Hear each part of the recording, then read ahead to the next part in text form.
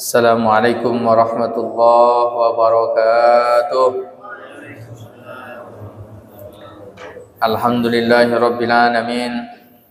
Nahmaduhu wa nasta'inuhu wa nastaghfiruh wa na'udzu billahi min shururi anfusina wa min sayyiati a'malina. May yahdihillahu fala mudilla lahu wa man yudlil fala hadiya lahu.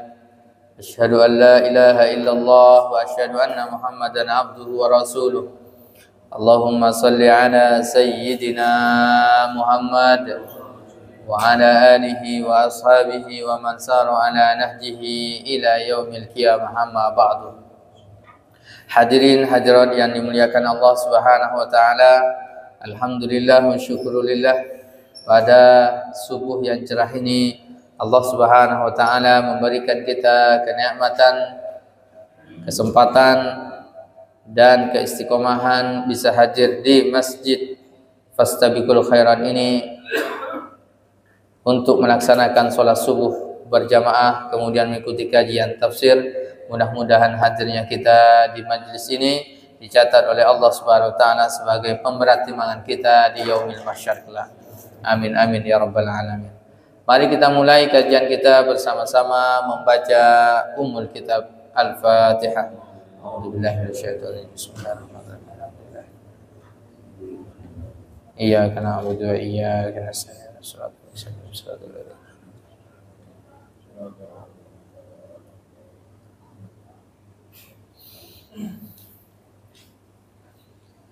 Hadirin yang berbahagia, alhamdulillah kita akan melanjutkan kajian kita, yaitu surah Al-Baqarah. Kita sampai pada ayat yang ke 226. Kita baca sama-sama 226 sampai 230. Mari kita baca sama-sama. A'udzu billahi minasy syaithanir rajim. Bismillahirrahmanirrahim.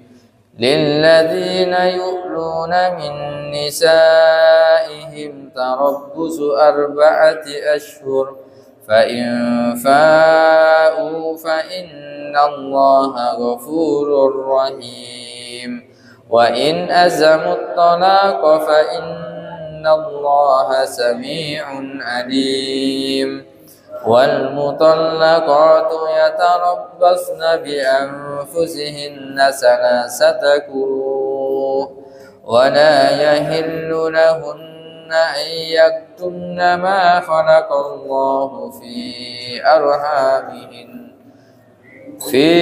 أرحامهن إن كن يؤمن بالله واليوم الآخر وبعولتهن أحق بردهن في ذلك إن أرادوا إصلاحا ولهن مثل الذي عليهن بالمعروف وللرجال عليهن درجة والله عزيز حكيم. الطلاق مرتان فإمساك بمعروف أو تسريح بإحسان ولا يحل لكم أن تأخذوا مما آتيتموهن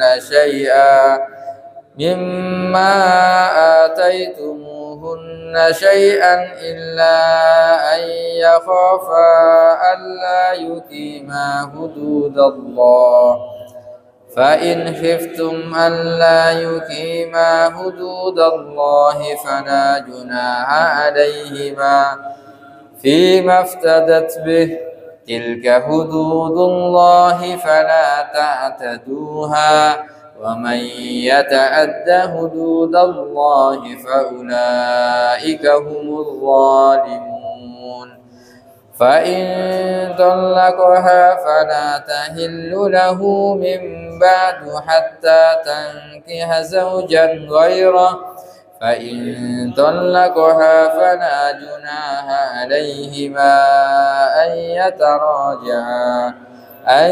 يتراجعا إن ظنا أن يقيما حدود الله وتلك حدود الله يبينها لقوم يعلمون صدق الله العظيم. Alhamdulillah, surah Al-Baqarah ayat 226 ini menjelaskan tentang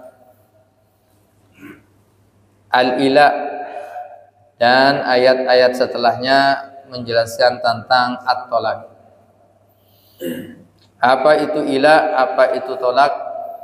Nah, insyaallah akan kita bahas pada subuh hari ini.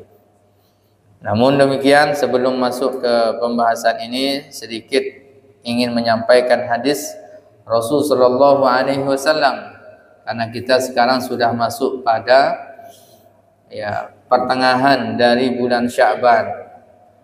Tidak kurang 19 hari lagi kita akan masuk ke bulan Ramadan.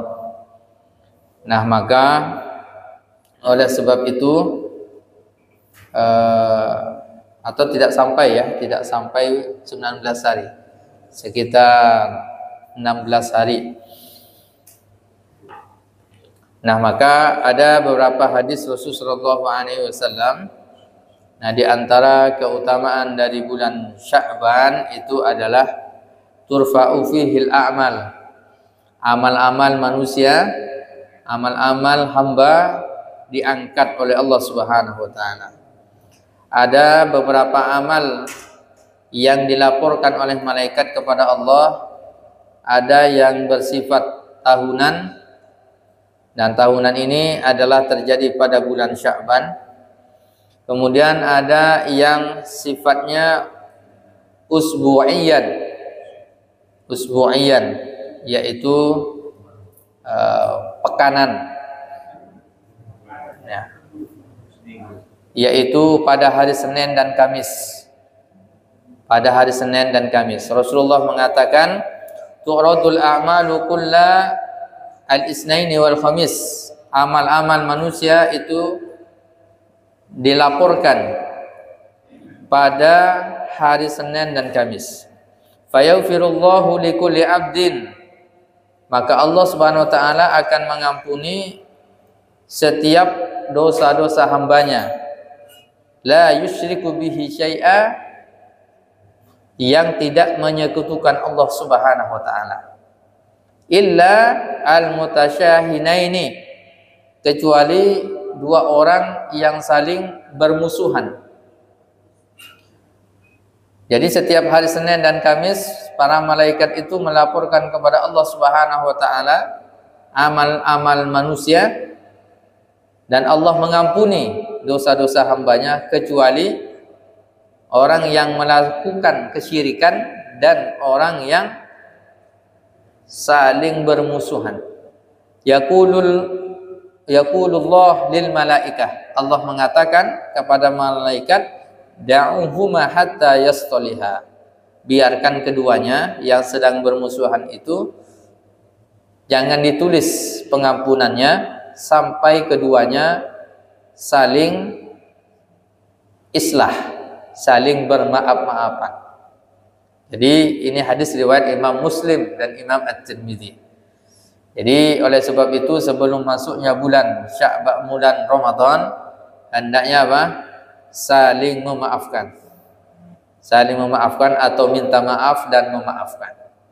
Kenapa? Karena pada bulan Ramadan itu kita sudah tak lagi ada urusan dengan hati.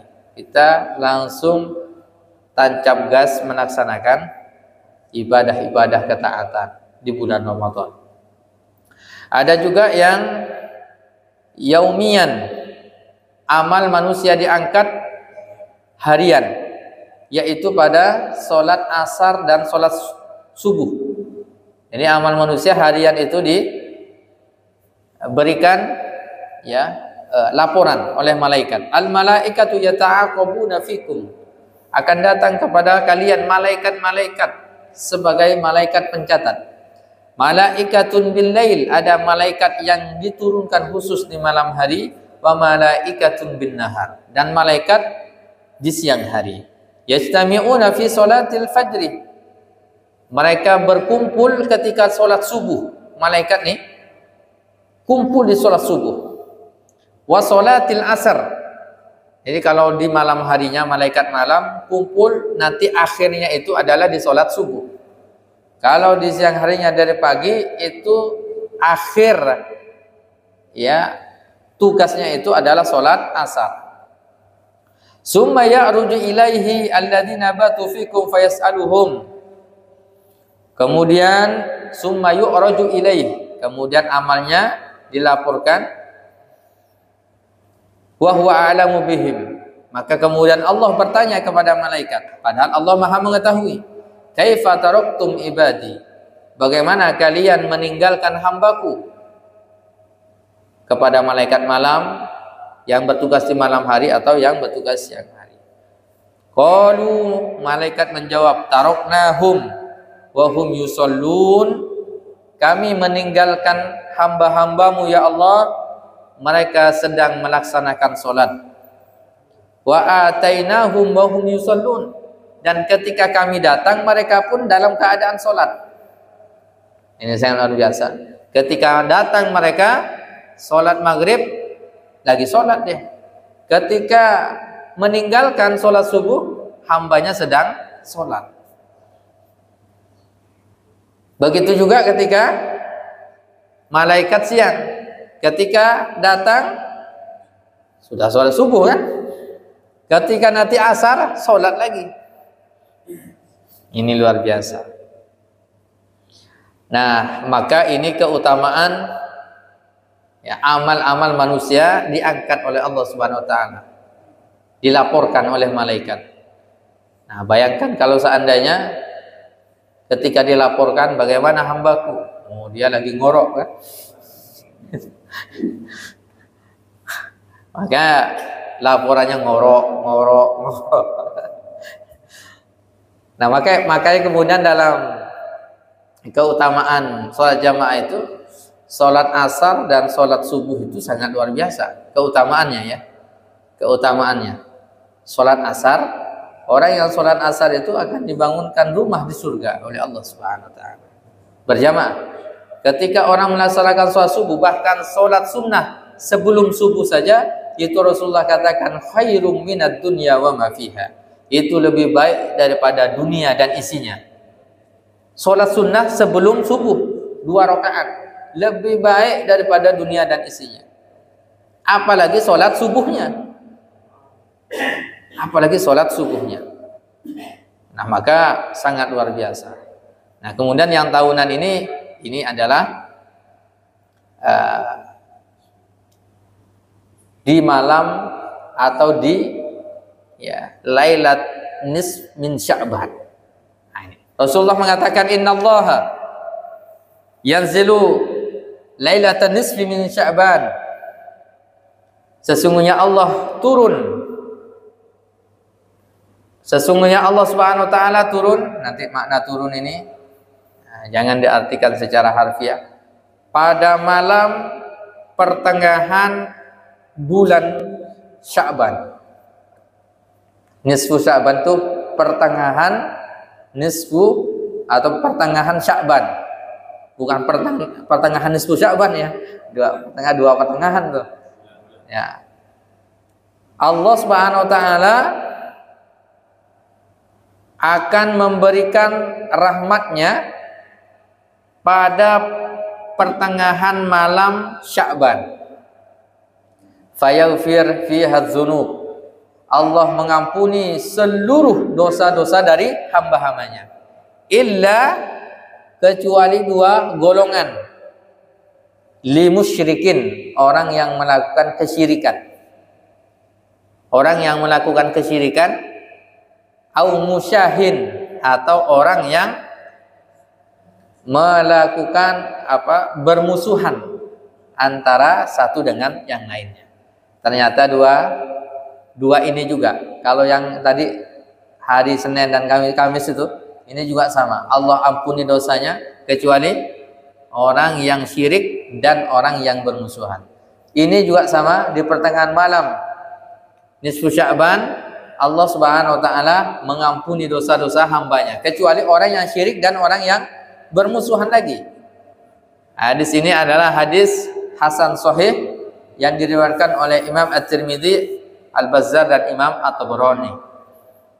Nah, ini sangat luar biasa. Oleh sebab itu biasanya, maka kemudian biasanya di masyarakat kita itu kemudian malam pertengahan malam nisfu Sya'ban itu diisi dengan ketaatan, amal-amal kebaikan. Ya, di antaranya baca Quran, ya, baca Yasin, kan gitu. Baca Yasinnya diulang-ulang dengan niat tawassul dengan Yasin itu akan mendatangkan minta diberikan panjang umur, banyakkan rezeki, meninggal dunia dalam keadaan husnul khotimah. Nah, ini semuanya adalah bagian dari ketaatan-ketaatan, memaksimalkan ketika malam nisfu Sya'ban itu dilaporkan dia dalam keadaan melakukan ketaatan kepada Allah Subhanahu wa taala. Nah, ini sedikit hadis Rasulullah SAW ya, ketika kita berada di pertengahan bulan Sya'ban. Kita masuk pada pembahasan ayat 226. Lilladzina yu'luna min nisa'ihim, bagi orang-orang yang yu'luna, melakukan ila terhadap istri-istri mereka, maka hendaknya dia menunggu berapa? Tarabbus arba'ati ashhur, 4 bulan. Fa in fa'u fa innallaha ghafurur rahim. Tapi jika dia kembali kepada istrinya, maka Allah Maha Pengampun dan Maha Penyayang. Apa maknanya?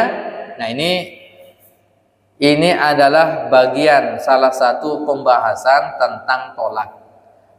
Prinsipnya dalam pernikahan itu adalah kelanggengan sampai akhir hayat. Ketika orang menikah, tujuannya itu adalah untuk mendapatkan as-sakinah wal mawaddah war rahmah.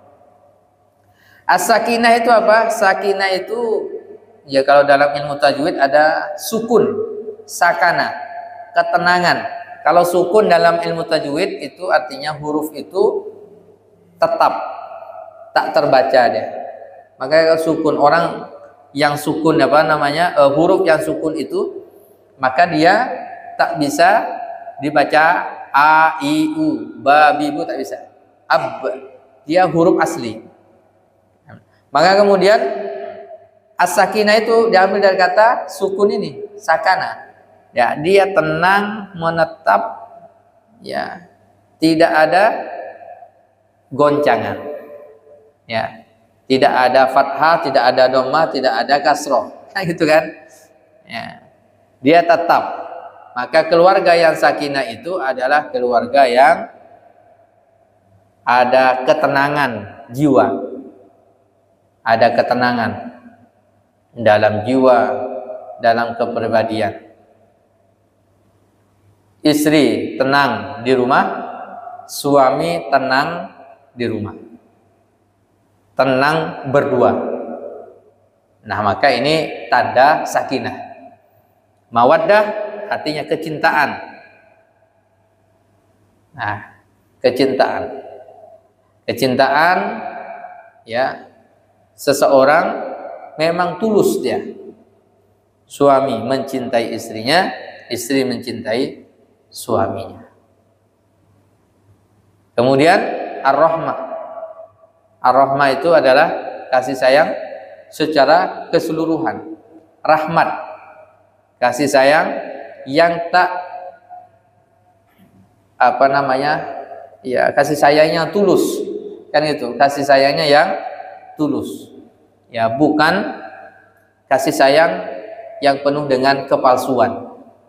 Nah, maka orang sakinah mawaddah warahmah inilah keluarga yang nanti akan dikumpulkan oleh Allah di surganya. Nah, ini dia. Nah, kalau sudah di dunia ini sudah sering tak mau mendekat, tidak mau bersama, bagaimana di surga? Ini itu kan cerminannya ya. Itu cerminannya. Nah, maka tadi prinsip dari pernikahan itu adalah kelanggengan. Nah, namun demikian, karena pernikahan itu dimulai sahnya pernikahan dengan akad, dengan lafaz, maka dia bisa putus dengan lafaz juga. Dia putus dengan lafaz. Nah, di antara bentuk lafaz yang bisa memisahkan antara dua orang ini yang sebelumnya tidak menyatu kemudian bersatu dengan lafaz akad ijab qabul, maka dia bisa lepas. Nah, lepasnya pasangan suami istri ini, inilah yang disebut dengan tolaknya ya, atau bahasa Indonesianya talak.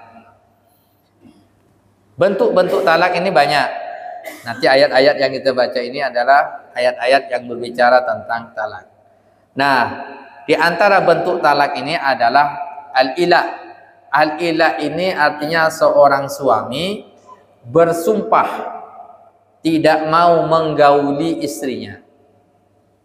Nah, ini pada zaman jahiliyah dulu mereka ada yang bersumpah, para suami biasa bersumpah demi Tuhan, kan gitu kan, saya tidak akan menggaulinya selama 1 tahun, selama 2 tahun.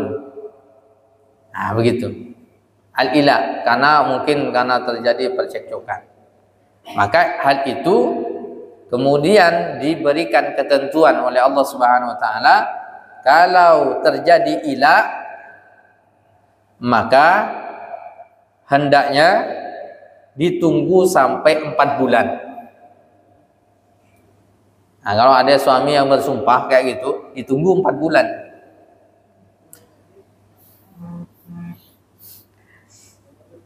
Fa'in fa'u, kalau setelah 4 bulan balik, maka terjadi pernikahannya tetap. Tapi kalau tidak, walaupun dia tidak mengucapkan talak, maka terjadi talak. Nah, maka hati-hati. Maka Rasulullah mengatakan salasun jidduhunna jiddun wa yasluhunna jiddun.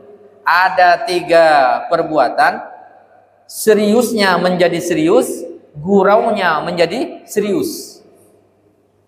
Gurau pun jadi serius tuh. Ada 3 nih. Seriusnya menjadi serius, kemudian apa? Guraunya menjadi serius. Yang pertama an-nikah, pernikahan, ijab qabul. Yang kedua tolak. Yang ketiga rujuk. Maka dalam pernikahan hati-hati. Contoh misalnya saya nih, misalnya siapa nih, Fulan nih punya anak perempuan, anak gadis. Lalu kemudian saya bilang nih, gurau-gurau nih ya, misalnya Pak Asep lah, Pak Ibad ya, misalnya Pak Ibad ada anak gadis ya? Iya, ada anak gadis. Saya akan nikahi anak Pak Ibad. Sambil gurau, sambil ketawa. Boleh, kata Pak Ibad. Itu dah terjadi itu. Atau Pak Ibad sendiri bilang, misalnya Pak Ibad dia punya anak gadisnya, bilang ke saya, Ustaz Masruki, saya punya anak gadis, sebenarnya pengen nikahkan sama ente, kata. Misalnya begitu kan. Siap Pak Ibad, siap. Misalnya, siap. Itu udah terjadi itu.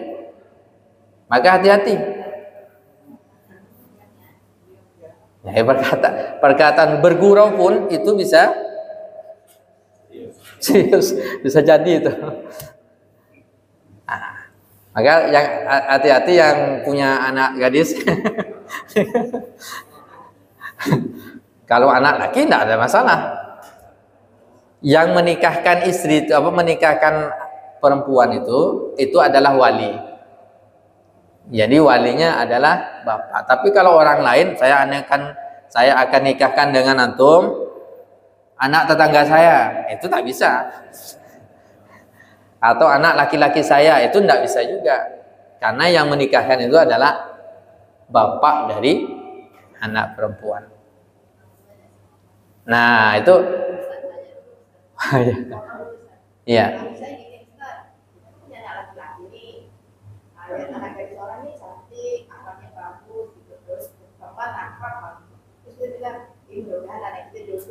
Terus mamanya lagi nih, oh iya udah dulu. Itu kita ngomong misalnya dia masih kecil gitu Ustaz, masih SMA gitu kan. Oh iya. Kalau dia udah dewasa, atau si pihak perempuan nih kayaknya modelnya, anak kamu udah punya jadi kita nggak berani jawab Ustaz di mana Ustaz. Iya. Kalau yang tadi itu kan antara orang tua enggak. Ya, antara orang tua, antara kakek tidak terjadi. Itu orang tua dengan calon mantunya, itu dia. Bergurau tuh, hati-hati. Nah, itu. Kalau antara orang tua tidak. Begitu juga dengan talak. Yang kedua talak. Guraunya bisa jadi. Misalnya bilang nih, lagi tiduran nih. Bareng. Lalu dia gurau. Gitu, gurau. Besok saya akan talak kamu. Gurau nih, gurau. Karena habis nonton sinetron, ada talak di situ. Nah, itu terjadi talak. Atau dia katakan sekarang, ya kita talak. Itu terjadi talak, walaupun dia gurau.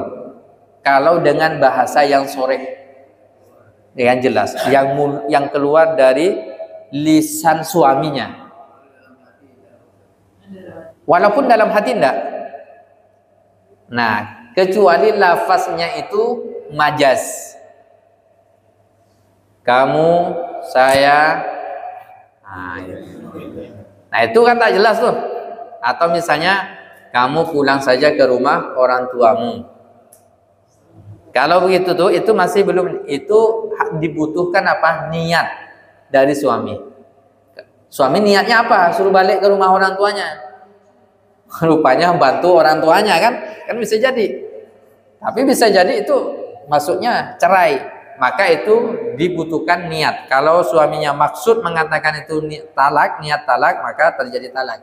Kalau tidak, maka tidak terjadi. Tapi kalau soreh secara tegas sang suami mengatakan kamu saya talak, gurau atau serius, apalagi serius ya, guraunya saja, jadi apalagi serius. Tidak dibutuhkan niat di dalam hati terjadi. Yang ketiga rujuk juga sama. Rujuk juga sama, misalnya terjadi perceraian suami dan istri, talak satu, masih dalam masa iddah. Maka dalam hal ini, yuk kita kembalian yuk, ayo lah, langsung. Itu sudah bisa. Selama pada masa iddah. Nah, tetapi biasanya orang memperbaharui nikahnya biasanya untuk memantapkan lagi, maka itu tidak ada masalah. Nah, ilah ini seperti itu. Ada beberapa proses-proses terjadinya perceraian itu. Di antaranya al-ilah ini itu tadi bersumpah dia tidak mau menggauli istrinya. Tapi ada mungkin ada juga misalnya beberapa faktor, di antaranya sang istri tidak mau tidur bersama suaminya. Ada sebaliknya kan? Ini ilah. Ada istri yang tak mau. Selama berapa? Udah berbulan-bulan Pak Ustaz, tak tidur lagi. Nah, ini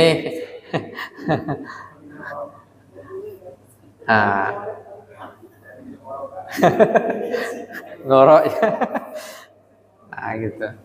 Nah, maka kemudian ada juga nanti namanya zihar. Zihar itu sang suami mengatakan kepada istrinya,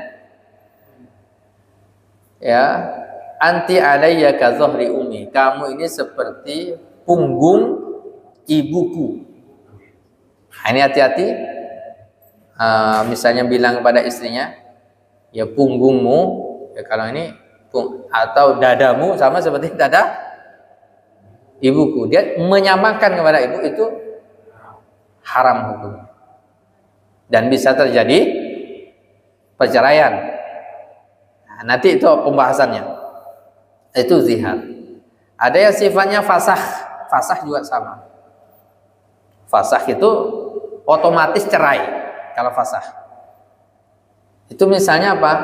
Ketika menikah, dia tidak tahu bahwa dia saudara sesusuan.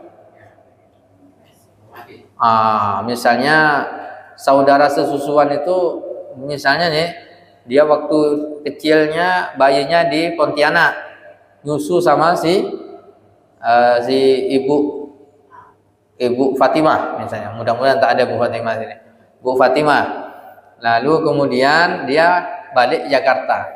Sampai ke Jakarta, terus ini mungkin dah kuliah, ketemu, menikah. Dia tidak tahu kan bahwa yang dia nikahi ini ternyata saudara sesusuannya. Sudah punya anak satu, sudah bahagialah keluarganya. Pas balik ke Pontianak, kamu kan anak susuan saya. Terus begitu kan, misalnya. Nah, maka dalam hal ini otomatis fasakh, otomatis cerai. Walaupun bagaimanapun, ya bagaimanapun cintanya kan gitu ya antara berdua itu. Kenapa? Karena tak boleh, haram menikah dengan saudara sesusuan, apalagi saudara kandung atau misalnya dengan keponakan. Nikah tahu ternyata itu keponakannya, maka ada yang caranya secara biasa. Nah, cara biasa. Nah, nanti ada namanya tolak ar-raj'i, ada tolak as-sunni. Nah, itu diperkenankan, tetapi tidak dianjurkan. Awwadul halali indallahi at-tolak. Perbuatan halal yang paling dibenci oleh Allah adalah at-tolak. Dan memang setan itu senantiasa, iblis itu setiap hari itu mengumpulkan para setan-setan untuk menyebar, membisikkan ya kepada suami dan istri supaya terjadi perceraian. Jadi kalau terjadi perceraian, dikatakan dalam riwayat aras ini bergoncang. Kemudian iblis ini memberikan jadi apresiasi yang besar kepada prajurit-prajuritnya setan-setan ini yang bisa memisahkan antara suami dan istrinya. Maka awwadul halal indallahi at-tolak. Perkara halal yang paling dibenci oleh Allah adalah at-tolak.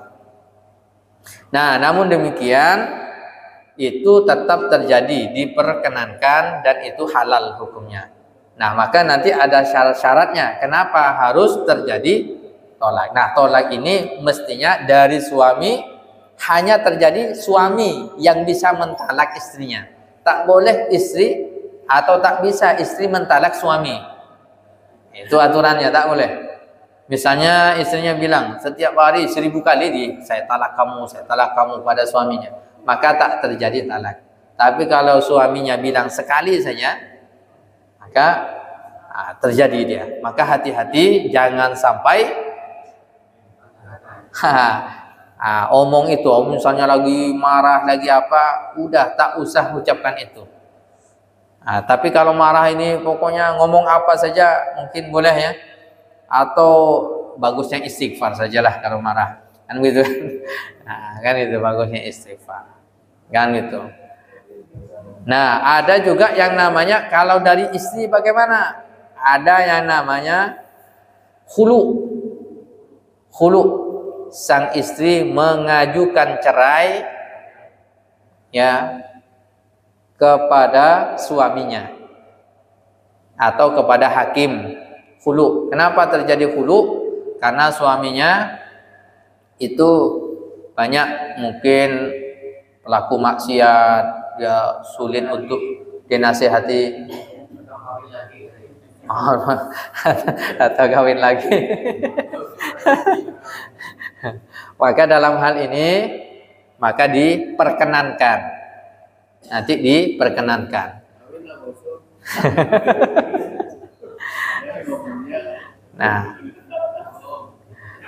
Nah ini terkait dengan ini. Ini baru muqaddimah dari cerai, dari talak. Wa in azamu talaqu fa innallaha sami'un alim.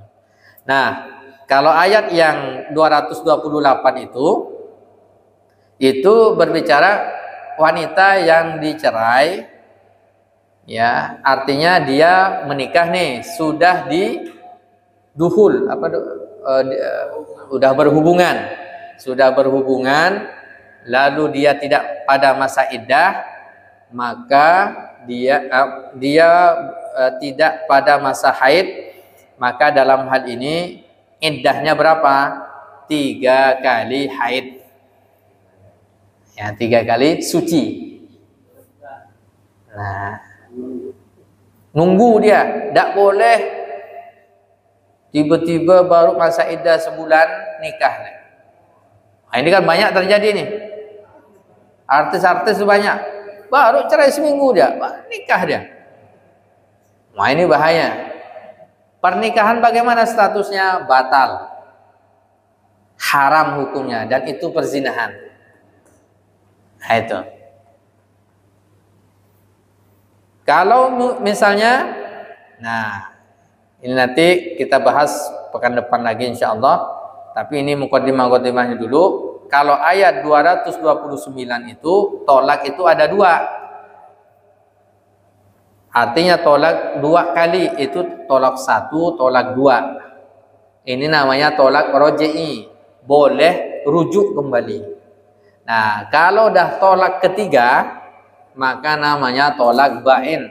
Ba'in, tak boleh rujuk sebelum si perempuan atau sang istri ini menikah dengan laki-laki lain yang itu tidak ada kesepakatan. Ini banyak terjadi muhallil.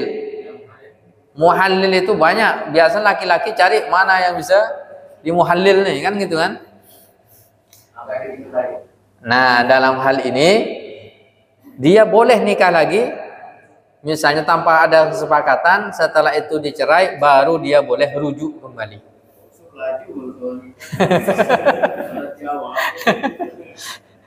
Nah, kalau dalam hal ini misalnya dia belum menikah dengan laki-laki lain, maka tak boleh rujuk. Nah, itu namanya tolak, sudah terjadi tolak 3. Maka hati-hati ini tolak ini. Ya. Wallahu a'lam bishawab. Kita berikan waktu untuk tanya jawab ya. Ya. Insyaallah. Kayaknya banyak yang mau tanya. Iya. Ya, silakan. Waalaikumsalam warahmatullahi wabarakatuh.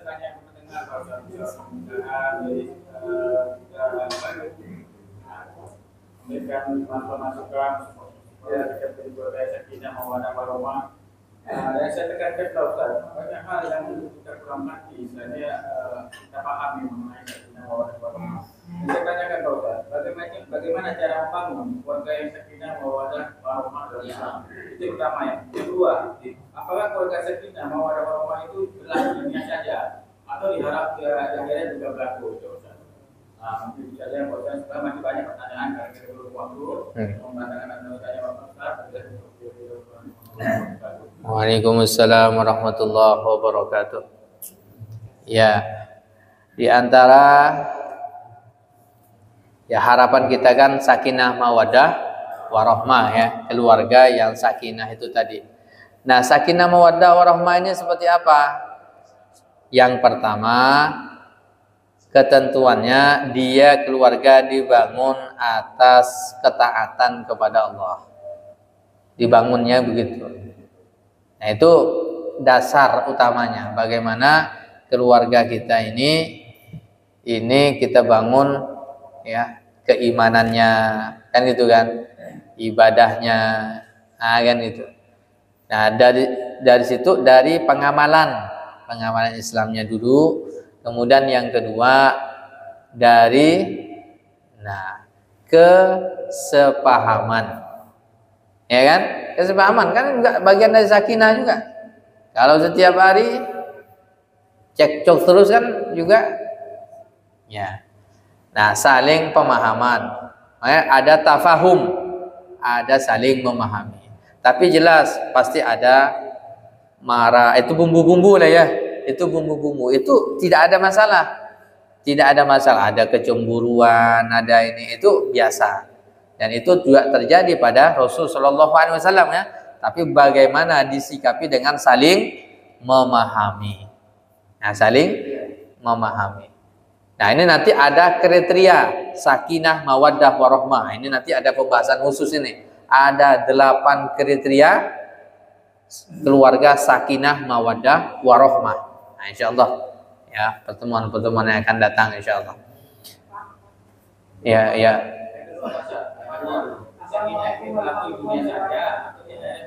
Iya. Sebentar Bu ya. Habis ini yang keduanya belum dijawab ya. Yang keduanya, berlaku enggak di dunia dan di akhirat? Iya, berlaku. Keluarga ini berlaku di dunia dan juga di akhirat. Dalam surah At-Tur, silakan buka surah At-Tur. Ya. Surah At-Tur. Ayat yang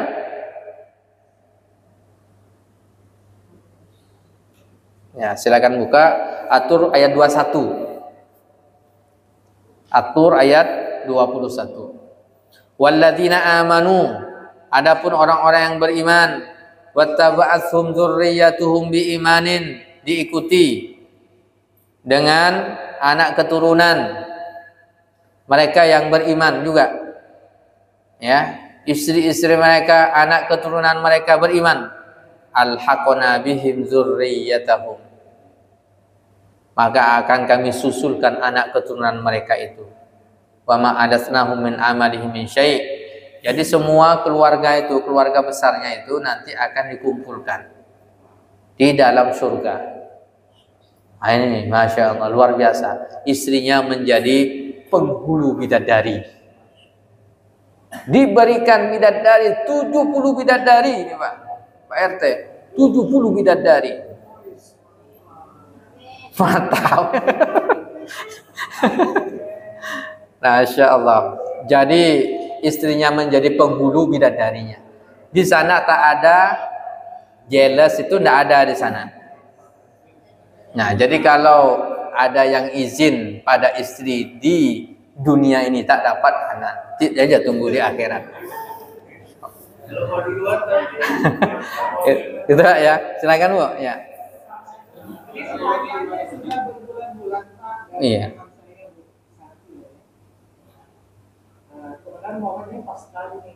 Jadi kalau dia kan meninggal suaminya, terus di rumah tuh nggak ada orang Pak. Jadi dia pergi belanja, ngurus listrik, ngurus apa dia sendirian. Apakah dia harus menggunakan cadar lagi Pak, kayak apa masker seperti itu? Karena dia kalau masa idah gitu Pak. Apakah yang dia lakukan sendiri? Di masa idah. Oh iya. Ya. Jadi begini, kalau ada seorang wanita yang meninggal suaminya, iddahnya berapa? 4 bulan 10 hari.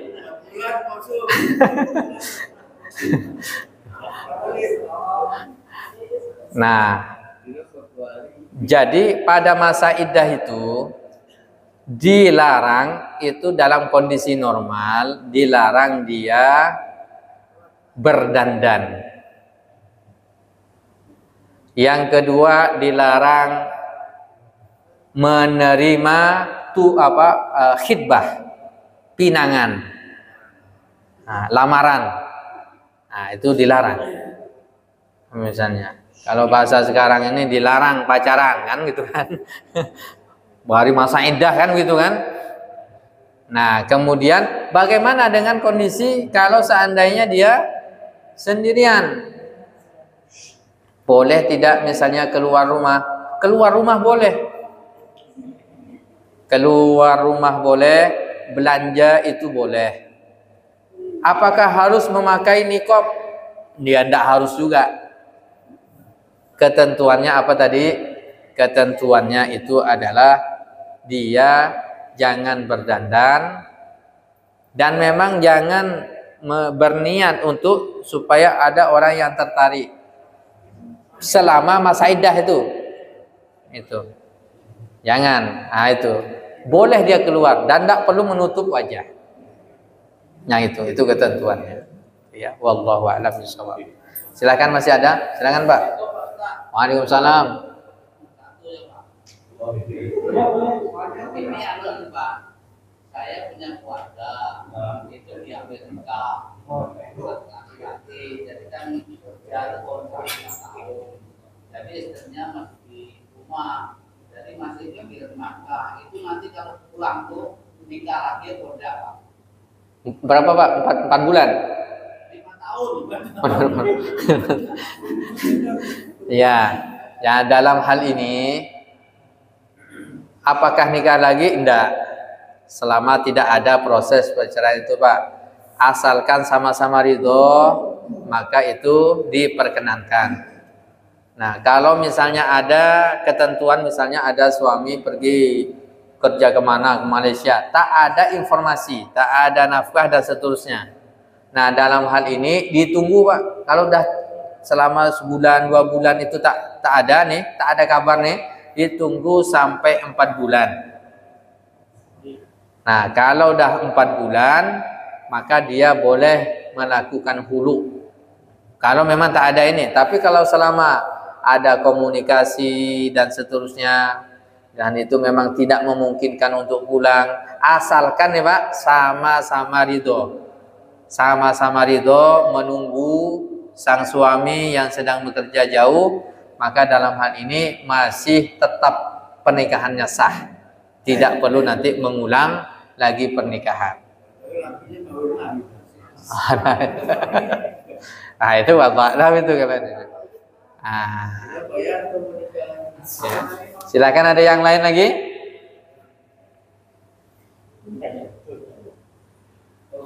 Iya, ya, Pak. Yang mau pertanyaan Bapak Ya. itu berlaku hukum Islam atau hukum negara yang kita praktekkan? Hukum Islamnya, Pak. Hukum Islamnya itu berlaku. Ya, bahwa selama ya 5 tahun, misalnya 7 tahun, bahkan 10 tahun, asalkan ada